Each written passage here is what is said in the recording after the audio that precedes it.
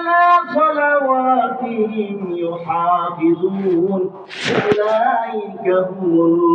الوارثون তারা আল্লাহর পক্ষ থেকে পাবে কি পাবে আল্লাহর পক্ষ থেকে পাবে أولئك هم الوارثون الذين يرثون الفردوس যারা যত সহকারে নামাজ আদায় করবে তারা আল্লাহর পক্ষ থেকে পাবে কি পাবে জান্নাতুল সূরাতুল মাআরিজ 34 এবং 35 নম্বর আয়াতের মধ্যে আল্লাহ এইভাবে বলেছেন কি বলেছেন والذين هم على صلاتهم يحافظون أولئك في جنات مكرمون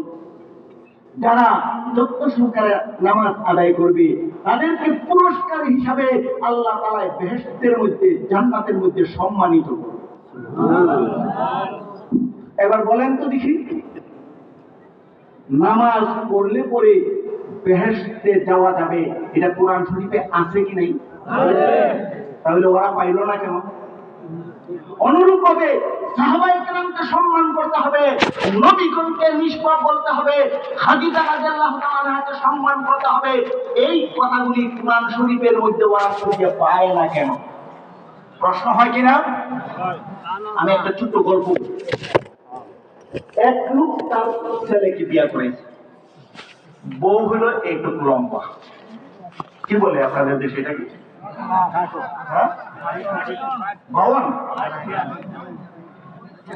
একটু লম্বা বউ শাশুড়ি বলছে এক গ্লাস পানি নিয়ে আস পানি আনতে গেছে কলসের মধ্যে লাফালাফি করতে যাই আমাকে নাক ফুল কলসের